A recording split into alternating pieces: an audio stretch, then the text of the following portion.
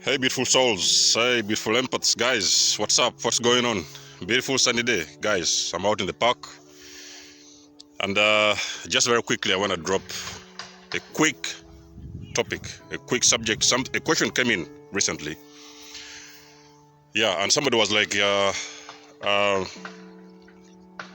what is your view on the situation when a narcissist meets a narcissist?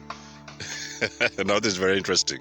But before that, guys, I appreciate all of you who are watching me. If you're new to the channel, please like, share, and subscribe. If you've been with me, you're most welcome back. I always appreciate you, and I love you all. So, what happens when a narcissist meets a narcissist?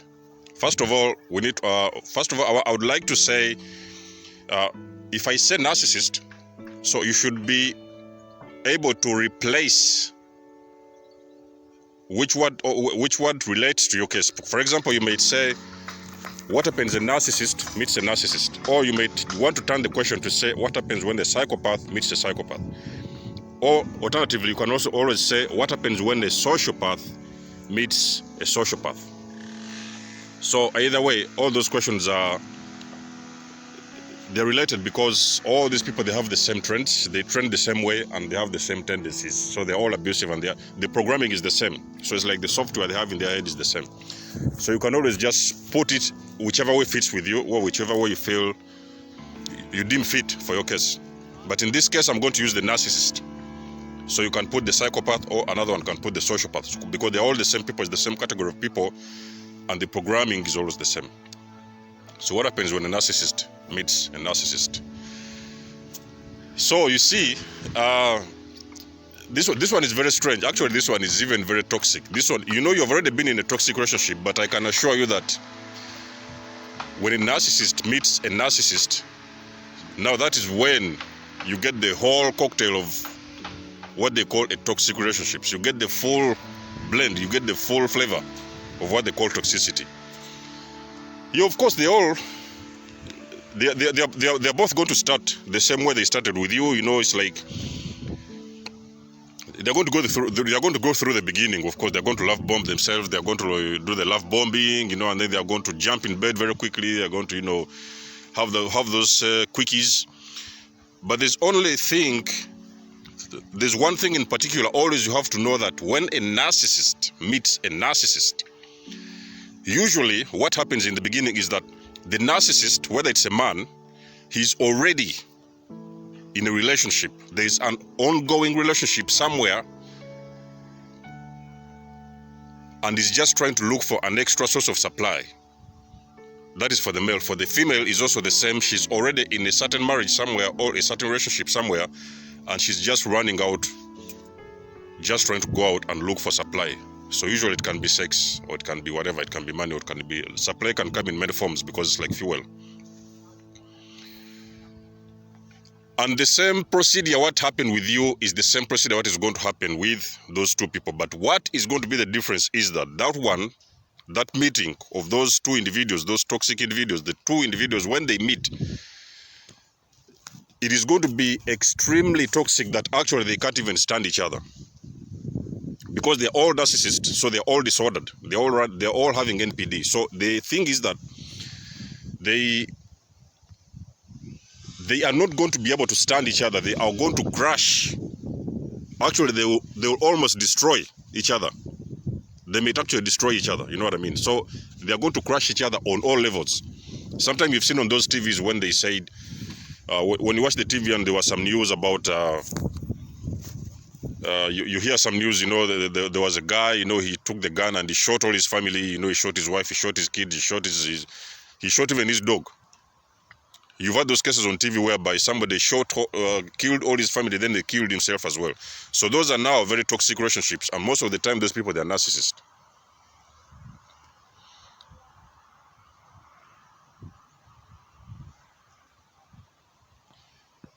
So there's no big difference anyway. The only difference is that toxicity is going to be a combination of so many things. It's going to be a very big cocktail of toxicity. So both of them, they are going to love bomb each other. But because narcissists, they know themselves, they have gone, It's like, for example, when you switch on the computer, when you switch on your laptop, there's a process is going through to start up the Windows. You know what I mean? Like those old computers, those days during the Windows times. That laptop now,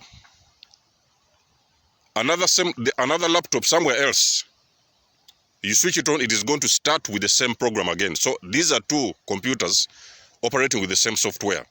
So they are both narcissists, and they know the trend, they know the program, they know how they are supposed to do their things, they know how they have always done their things. So what happens is that when the two of them meet themselves now, when they meet themselves, first of all, they are going to scramble for supply. So they are going to scramble for supply, whereby usually, because they're already in, like I've said, they're already dating somebody else, they're already in a relationship. So they are going to scramble and grab each other for a very quick supply. So it's going to be sex. The very first thing they're going to do, it does not matter where they are, whether they're in the bathrooms, those people, they can do anything. They can have sex in the bathrooms, they can run and have sex somewhere in the park, they can have sex in the car. So it is going to be a very quick, a very nice big quickie. So they're going to have a very, very immediate quickie. They're going to rip their shirts off, and they're going to get, first of all, the initial supply, which is sex. Now, when the sex is finished, that's when they are going to say, okay, so this was very good. It was very good sex. So it was very. I've just given an example of sex, but it can be anything. It can be another type of supply. It can be money or something else. So that's when now they are going to think, okay, so we need to get this going. We need to take this to another level. We need to continue whatever has happened now. We need to carry it. We need to carry on with it to the next level. So they are going to carry on with the contacts, and usually those contacts, because I've told you, they are already in relationships, because narcissists usually they are good at forming some kind of triangulation. So they leave their partners at home and run somewhere else and scramble for supply. So they will carry on with the cheating. They will go back to their original partners, and then they will carry on cheating. Sometimes they will be sneaking out of the house and this and that. So they're always coming. They'll always be going out of the house and running to meet their new supply, who also happens to be a narcissist. But then somewhere down the road, actually it doesn't even take very long before they actually realize that they are both narcissists. Now this is where the game becomes very interesting, because when both of them realize that they are narcissists, that is when actually they start to actually confirm that they both can't be together, because they are all looking for empaths. They are all looking for a different kind of supply, and the narcissist does not have a capacity to provide the supply that an empath has. The narcissist cannot, by default, they cannot and can't have the programming. They cannot have the ability. They do not have the capacity and the ability to provide the supply that the same way an empath does, those people who they usually target for relationships. So when they notice that now they are both narcissists, what happens in the beginning, they are both going to love bomb themselves. The woman will love bomb the man will love bomb the woman. But then after some time, remember that this is a program whereby from the love bomb you go to the devaluation before you do the discard, because it's love bomb, devaluation, discard. So there are three major processes that happen during the narcissistic relationships. So when they love bomb themselves, and for a few days or for a few weeks, they are going to realize that actually there's nothing more to the there's no next move. There's not another move they can do. So what they are going to do, they are going to start to try to do the devaluation process. Now they are going to both devalue themselves. And remember, these people, they're having, because narcissists, it's believed that they have a childish, it is like they have an underdeveloped mind. So it's not like they cannot reason like adults. So the same way they think, they do the same things like a kid does, like a child does. So they think they have got an underdeveloped mind.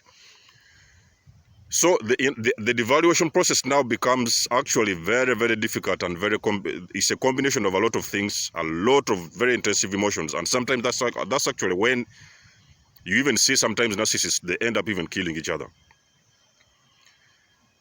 because they cannot take it. They all have very big egos. First of all, they are very, very egoistic people. And they all as well have very, very low self-esteem. So what happens is that when they are now devaluing themselves, because they have got to devalue themselves before they discard themselves. So when they're devaluing themselves now, that is where the big problem starts, because that is actually where one of them will say something to the other one, and that one will not take it very well, because they're already, whether it's a he or she, you can always switch it to whichever way fits in your situation. So they devalue themselves, and whatever one says to the other, that one will not take it. They will not take it the same way an empath takes it. The usual target for a relationship. So it is not the same way. They will not receive that devaluation process the same way how an empath receives it. Because an empath you will devalue an empath will go on with the normal day. Yes, they will feel the pain and they will feel the hurt, because an empath is believed that they are like bulletproof vests for the narcissists. So whenever the insults are coming, the empaths are taking it like a bulletproof vest. So they just take it and swallow. But another narcissist doesn't have the capacity to swallow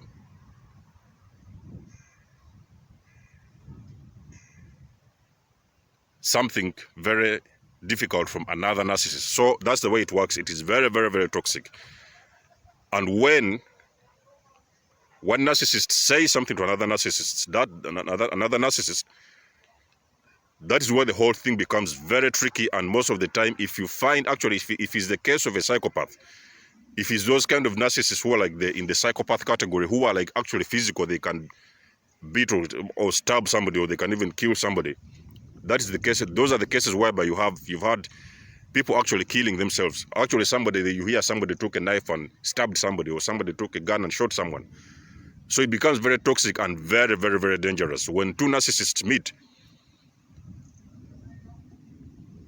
it is very, very, very dangerous. And those kind of relationships, actually, they do not last long.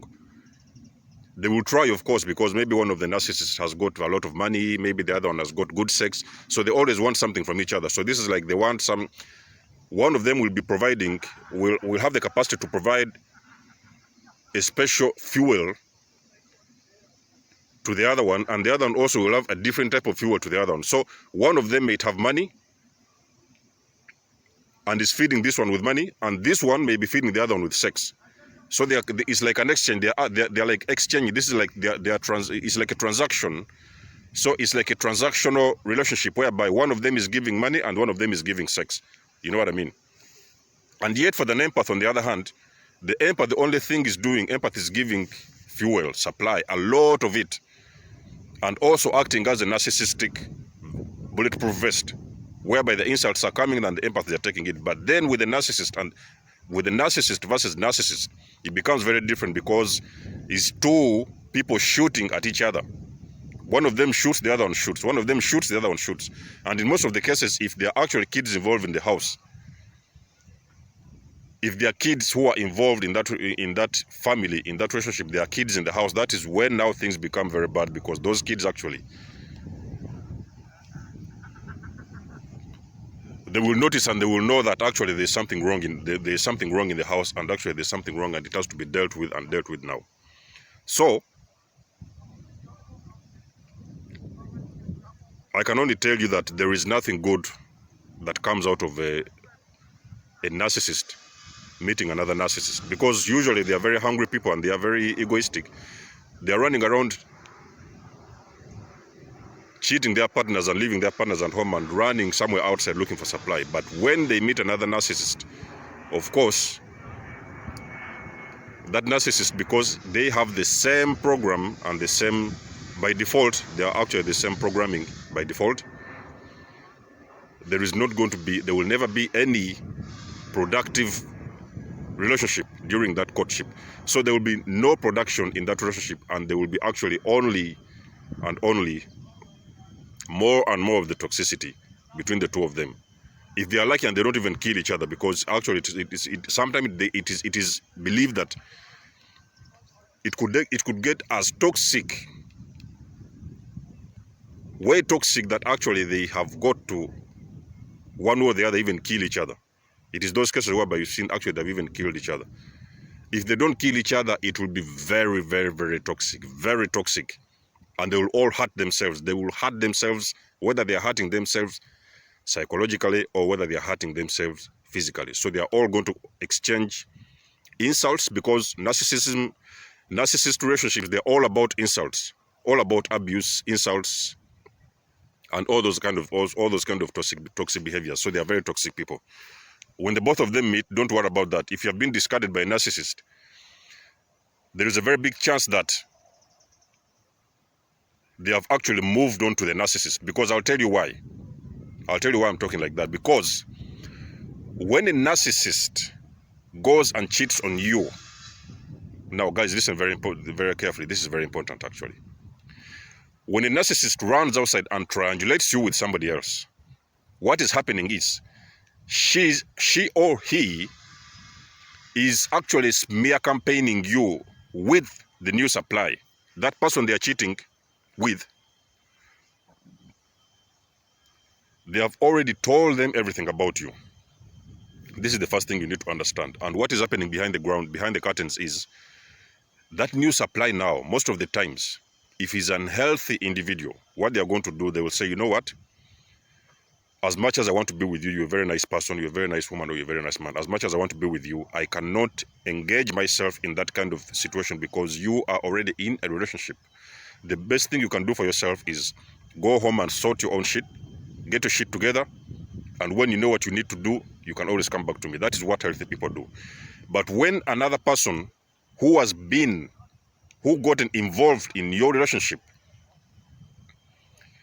if a person gets involved with your partner outside, if your woman or your man goes outside there and somehow cheats on you with a third party in something what they call a love triangle, it is very likely that actually some of them, they will actually meet other narcissists, because those other people now, they do not care. You know what I mean? They don't care. They can just, okay, so you have a boyfriend. Oh, okay, so he's not good for you. Okay, so fuck him off. Fuck him. Let's get rid of him. You know what I mean? Because they want everything to happen very quickly. They are also actually conspiring with the narcissist to inflict harm and to inflict hurt on you. So they conspire together. So that most of the time you can find that actually those people, even, they are also narcissists. Not all of them, of course, but most of the time you can find that the people they are dealing with outside your relationship, they already know about you. They already know that narcissist is in a marriage, or they're in a relationship, or even sometimes they have a family, but they will still come and interfere with that marriage or that relationship to make sure that they break up the two of you. So most of the time they're actually narcissists as well. And that is why you find that actually when they now get rid of you and they start dating those people, the third parties, that is when you find that actually now they get into a relationship and they start mirroring each other. And that is where now you see what they call a toxic relationship. That is what they call the hardest and the most toxic cocktail. It is another type of a cocktail of relationship that you've never seen before, and you do not have to worry wherever you are. When you ever been thrown and discarded out of your own home, and your narcissistic partner has run off with somebody else, who that somebody now also happened to know about you, it is very likely that they are also toxic. But you do not have to worry about that, because there's a very big chance that they are actually struggling. The both of them are very, very much struggling, because both of them are toxic. And that's what happens. That's what happens in a relationship whereby a narcissist meets another narcissist. It's all toxicity, and sometimes if they're not careful and if they don't take good care of themselves, they can actually, both of them, hurt each other. So guys, it can't get any longer than that. I always share with you guys when I know something. But otherwise, it's been a blessing to have you guys on board. Being Desmos Scripted. Signing out and love you all, guys. See you in my next video. Take care of yourselves and a very lovely weekend. Bye.